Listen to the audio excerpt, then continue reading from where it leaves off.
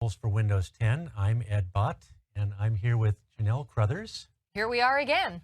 We're going to talk about Registry Editor in this module, probably the ultimate power tool. It is.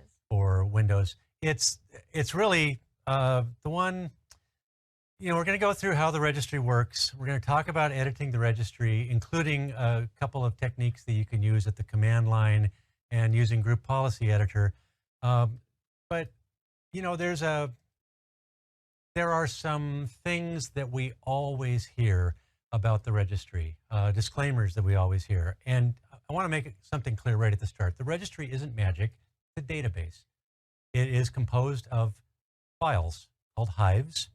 The hive files are loaded automatically every time you start your PC, and then when you sign in with your user account, your user hives are loaded. And when you open the registry editor, it collects all the information from those hives into a nice, easy to manage, easy to work with display. Is editing the registry dangerous? Well, this is the opener from the chapter of the ebook that this course is about. And as I write there, an unwritten law passed down from generation to generation says that I am required to begin this module by warning you that editing the registry is dangerous. You can damage your system. You can break your system. You should proceed with caution. Okay? Now that we've got that out of the way, let's get real. Yes, there are plenty of perfectly safe and sane changes that you can make to the registry as long as you exercise common sense. Don't poke around. Don't experiment with things, because you do that, you really can break stuff. But it helps to understand how the registry editor works. Registry editor, regedit.exe, you run, and it consists of a group of information. First of all, if you're looking at your local registry, that left-hand pane is going to show you the computer node, and then underneath that you're going to see 5 subkeys. Now technically there's actually a couple more than that, but these root nodes, HKey classes root, HKey current user, HKey local machine, and so forth, those are where your system settings are saved. That's where Windows keeps track of how your system is configured. When you get down here, now you're talking about keys and subkeys. And in this case, I've highlighted the BIOS subkey. And that is, you would get to that by expanding various branches of the tree on the left there. On the right side, this is the contents pane. This shows you the values that are inside of a registry key or subkey. And as you can tell, there are different types. Reg_SZ is text.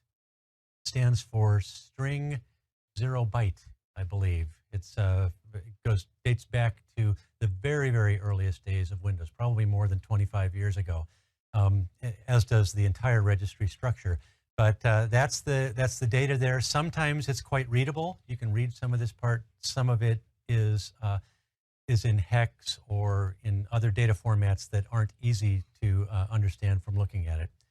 And then finally, down along the bottom here is the status bar, where you can see the currently selected key on the left there. So in this case, we know that we have computer /HKey local machine /hardware, etc., taking you all the way to BIOS. All right, let's take a look inside Registry Editor, regedit.exe, and open this virtual machine because I don't believe in editing the registry on the machine that I'm doing this demo from. So no sense of adventure. So what I'm going to do here is show you one of the most valuable scenarios for editing the registry that I can think of. Most of the time when you go in and you use the Settings app, you make a change, it makes a corresponding change in the registry. And so that's the preferred way. You should stay out of the registry if you don't need to be there. But there are some tasks that you simply can't accomplish without going into the registry. One of those involves caps lock key. And now, I don't know about you, but the caps lock key is my mortal enemy. I never use it for its intended purpose. I only ever hit it by accident, and then I discover a minute or two later that I just typed a whole bunch of stuff in all caps. So what I would like to do is remove the ability to have the caps lock key do anything. In order to do that, I have to go into the registry, and I have to go to a key that I've already selected here under H key local machine. And H key local machine, that means the changes that I've made here affect the entire system, all users when they sign in. Under current control set, control keyboard layout. And you can see that I've already added this value here. A lot of zeros. Type all that? It's a lot of zeros. There's a 2, a 3, and an A in there. And I'm not going to enter something like that manually. Instead, I'm going to do it by using a command script. So let's do this. Let's go back to that registry. I'm going to delete that key like this, okay? Key's gone. Now I'm going to go into my saved folder where I have a Windows command script that I created. I'm going to run this as an administrator, get a UAC prompt, see a little flash here. Now let's go back, and you can see that key was added. All the information that I needed in there. Now, not every piece of data in a value is that complex. That's a binary value, and that's particularly difficult. If you go to, something more, something more ordinary here, for example, you can type here, this is a value that's either 0 or 1. On or off. That's not particularly difficult. This is another one. It's E10 in hexadecimal, 3600 in decimal. Those are not particularly difficult. Now, how do you find the value that you want to enter? Well, probably the best way is to use the Find tool on the Edit menu, but it's also available through the keyboard shortcut Control F. And what I want to look for is a value that Windows creates by default every new PC, and it's called registered owner, right? There's registered owner, registered organization. And I know this key is in here, and I know that's exactly what it looks like. And so rather than wait a long time to search through the registry, finding as it goes through every single one of the tens of thousands of keys, I'm going to say match the whole string only and just look in values and data. And let's see how quickly this pops up for us. Takes a few seconds there. Now we could have done this the hard way. I could have just typed in the word registered, and then and it would have found the first value or data that had the word registered in it. And if that wasn't the right one, then I could have hit F3 to find the next value. And I could have kept hitting F3 until I found exactly the one that I was looking for. But here, I found it, and it's under H key, local machine, software, Microsoft, Windows NT, current version. So it's been around a while, Windows NT. Yeah, this goes back to the early days. Now, you'll notice here that it says for registered owner, it says Windows user, and I would like to change that to a name that actually matches me. For registered organization, I'm going to say botnet, because that's my organization. So that's how easy it is to go through the registry and change values.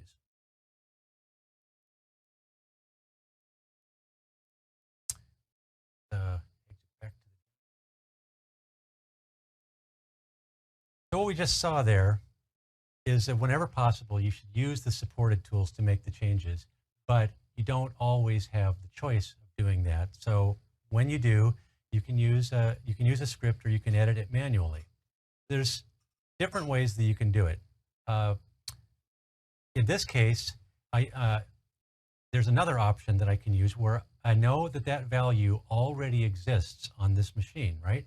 And I have another PC that I would like to add that value to. Well, I could just, cut and paste that from one place to another. But there's an easier way to do it, which is to export the value from registered owner and registered organization. And I can then do that either with a registration entries file or from the command line. By the way, I want to stop right here and mention something that most people have probably seen advertisements show up on the web for things called registry cleaners, right? I like a clean registry. Clean registry is good. Registry that has been cleaned out of useful information is not very good.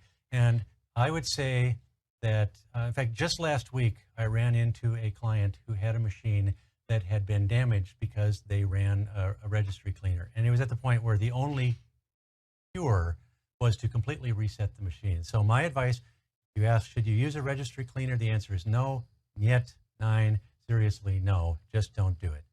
So instead, let me look at some of the ways that you can export that value from the PC where we know it's already there to another different PC.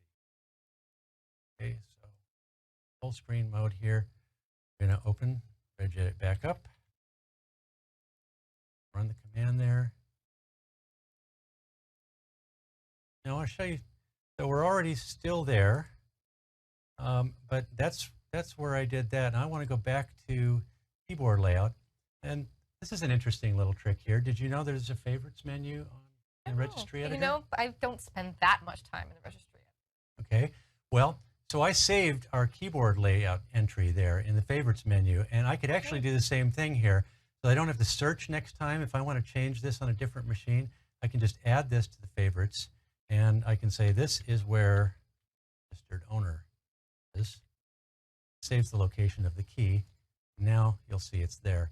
I'm going to go back to that keyboard layout, go like this, and I'm going to go here, File, Export.